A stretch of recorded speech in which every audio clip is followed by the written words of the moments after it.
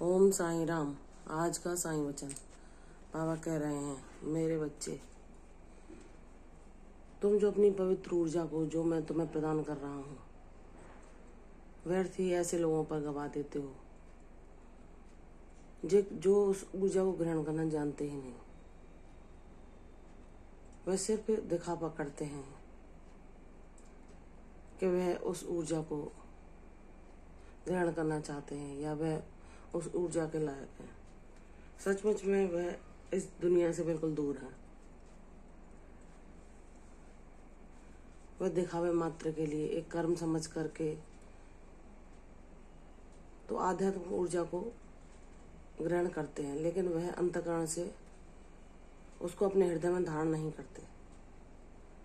वह जितने भी सकारात्मक प्रयास करते हैं वह सिर्फ अपने हित और लाभ के लिए।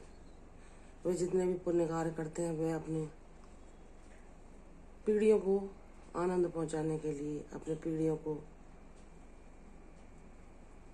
यश दिलाने के लिए, उनका परिवार सुरक्षित रहे या उनकी पीढ़ियां दीर्घायु रहें, इसलिए वे अपने सत्कर्मों को करते हैं। वे निष्काम भाव से तुम्हारी तरह कुछ भी नहीं करते, इसलिए तुम यह मत सोचो कि वे तुम्हारे जैसे हैं। वह तुमसे भिन्न है। उनके प्रयोजन उनकी दुनिया तक सीमित हैं। वह भौतिक सुख सुविधाओं के लिए ही पुण्यों का अर्जन करते हैं, ना कि किसी आध्यात्मिक ऊर्जा से जुड़ने के लिए। तो मेरे बच्चे, ऐसे लोगों पर अपनी ऊर्जा को व्यर्थ ना करो। तुम अपनी ऊर्जा को ऐसे नकारात्मक लोगों पर खर्च करके अशांति का अनुभव करते हो, और मैं तुम्हें जो ऊर्जा संग्रहित करने को देता हूँ उसे व्यर्थ यूं ही गंवा देते हो। मैंने तुम्हें बताया है कि जितना संभव हो सके उतना तुम मौन धारण करो। अपने स्वास्थ्य के ऊपर ध्यान दो, अपने ऊपर ध्यान दो। सही समय पर अपने लिए व्यस्तता के बाद आराम के लिए भी समय निकालो, ताकि तुम अपने शरीर और मन को आराम दे सको और मेरी ऊर्जा में ही रह सको। इसलिए अपने मन को विचलित ना होने दो। कोई तुम्हारे यहाँ आता है उसका आदर सत्कार करो, लेकिन अपना समय उस पर, बहुमूल्य समय उस पर ना गंवाओ, क्योंकि वह उसके लायक नहीं है। मैं ऐसे लोगों से शीघ्र मिलवा दूंगा तुम्हें जो तुम्हारी ऊर्जा वाले हैं। तुम वहाँ वह वार्तालाप कर सकते हो, तुम वहाँ वह सत्संग कर सकते हो, क्योंकि जिन लोगों को तुम वह सत्संग देना चाहते हो वह दिखावे मात्र के लिए उसे ग्रहण करते हैं। अंतःकरण से उन्हें दूसरों के निंदा रस, दूसरों के जीवन में क्या चल रहा है, इन्हीं बातों में रुचि है, उसके अलावा कुछ नहीं। वह सिर्फ अपने पुण्यों को इसलिए करते हैं कि उनका परिवार सुखी रहे, उनका परिवार सुख समृद्धि से भरा रहे, धन दौलत से भरा रहे, दीर्घायु हो। इसलिए उनके कर्म भी इसी निमित्त होते हैं। लेकिन जैसे तुम सच्ची ऊर्जा से मुझे पाना चाहते हो वैसे वो नहीं है।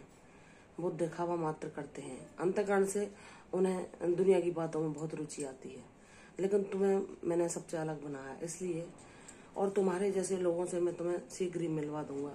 इसलिए मेरे बच्चे, अपने ऊर्जा को संचित करके रखो, व्यर्थ ना गवाओ। क्योंकि तुम जानते हो तुम उन्हें कितना विज्ञान देने का प्रयास करते हो, लेकिन जब वह एकांत में अपने मन की बात करते हैं तो वे सांसारिक लोगों की ही बातें करते हैं। उनके जीवन में झांकना, किसके जीवन में क्या चल रहा है, व्यर्थ की चर्चा या किसी की निंदा करना, इसी में उन्हें आनंद आता है।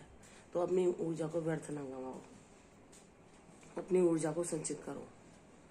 मौन धारण करने से तुम्हारी ऊर्जा का ह्रास नहीं होगा। तुम्हारी ऊर्जा को तुम अपने जीवन में ग्रहण कर पाओगे और संचित भी कर पाओगे। इसलिए जहाँ संभव हो वहीं बोलो, जहाँ तुम्हारा बोलना जरूरी हो वहीं बोलो, अन्यत्र अपनी ऊर्जा को व्यर्थ ना गवाओ।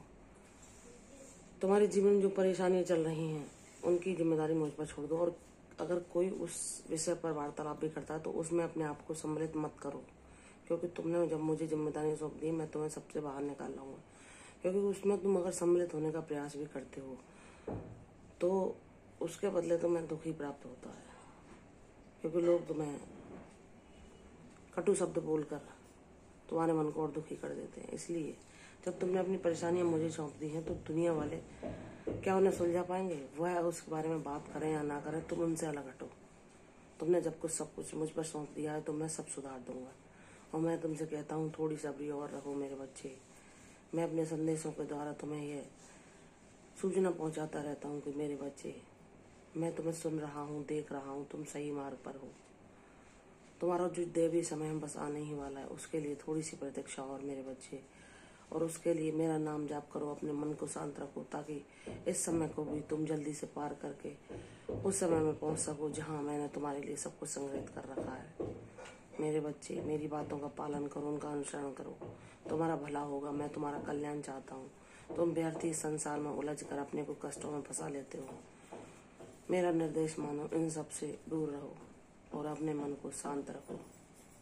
किसी की बातों में ना उलझो, किसी से संबंधित बातें ना करो, ज़्यादा से ज़्यादा नाम जाप करो, जो तुम्हारा कल्याण करेगा और तुम्हारी परेशानियों को समाप्त कर देगा। प्रसन्न रहो, तुम्हारा कल्याण होगा, तुम्हारे जीवन में सुख समृद्धि स्थिर होगी। वह समय भी जल्द आ रहा है। प्रसन्न रहो, मैं सदैव तुम्हारे साथ हूँ। शांति और सुख से तुम्हारे जीवन को भर दूंगा। तुम्हारा कल्याण होगा। प्रसन्न रहो, यशस्वी भव, दीर्घायु भव। कल फिर आऊंगी साईं वचन के साथ। तब तक के लिए ओम साईं राम।